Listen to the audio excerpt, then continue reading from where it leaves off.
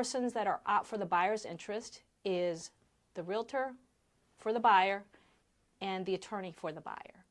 And unfortunately, the realtor, while they can certainly assist with the transaction, they cannot advise on legal matters. Don't ask me to practice law.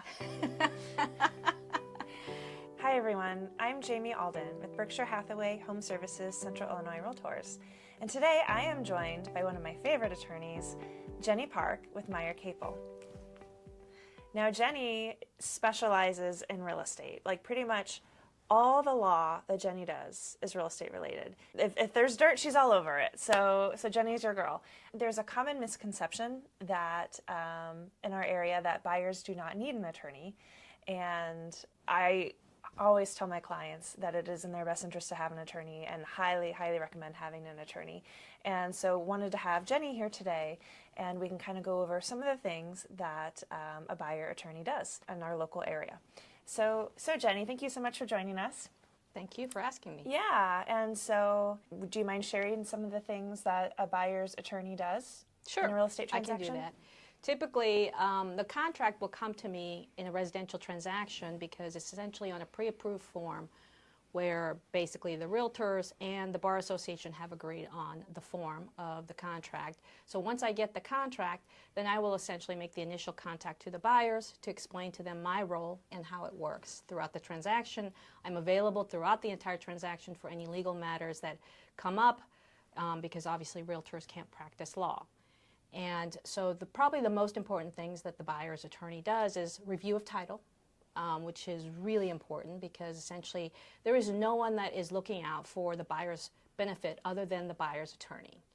The realtors don't know what should be in the title work, and so that is up to the buyer's attorney to look at it to make sure are there things that need to be resolved before closing to make sure there aren't any title defects in the property after buyer closes on the property.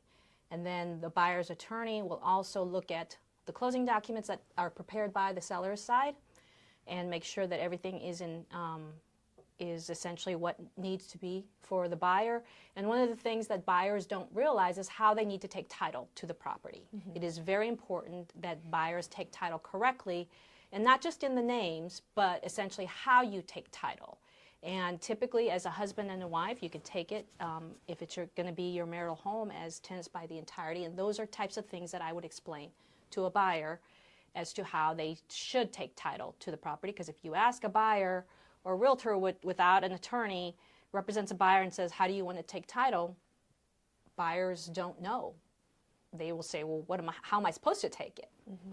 So that's something the buyer's attorney can essentially advise on of all the different aspects of how you can take title and what would be best as far as essentially what they are trying to do as far as the property. There is essentially the settlement statement with real estate tax prorations, other types of prorations, credits that you need to get to make sure that those are on the settlement statement.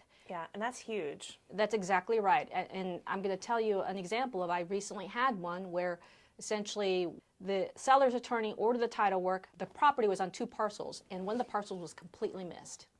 Mm. And if they did not have a buyer's attorney, they would have closed with essentially half of a house, with half of the prorations. And so that was something, because I was representing the buyer, I was able to point out and basically tell the seller's side and the title company that we need the additional parcel and make sure the prorations were correct. And there is another instance where essentially the proration was completely different. And it was completely off. And it wasn't, I don't think there was any malfeasance. It's just something the seller's attorney overlooked on essentially making sure the calculations were correct. And so that is something the buyer's attorney can do on behalf of the buyer. Now the buyer sometimes will say, well, my lender will look at those. And what I tell my buyers is that the lender is out for the lender's interest, not for the buyer's interest. The only persons that are out for the buyer's interest is the realtor for the buyer and the attorney for the buyer. And unfortunately, the realtor, while they can certainly assist with the transaction, they cannot advise on legal matters. Don't ask me to practice law. And so it is, I think, extremely important for a buyer to have an attorney. And I always tell my buyers that why would you not have a buyer's attorney represent you when this is one of the biggest investments in your lifetime? I've had instances where essentially the realtor has advised the buyer to obtain a buyer attorney. They decide they don't. They go through with the transaction, and then I get a call from the buyer who now owns the home and says, hey, I've got these issues and I've got problems. And the first thing I ask is, did you have an attorney? No, I did not. Did you close on the property? Yes, I did.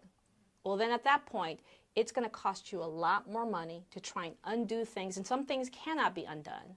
So buyers, I think, need to realize that rather than try and deal with something after a closing, it's always better to have a buyer's attorney that essentially you retain from the very beginning to go along.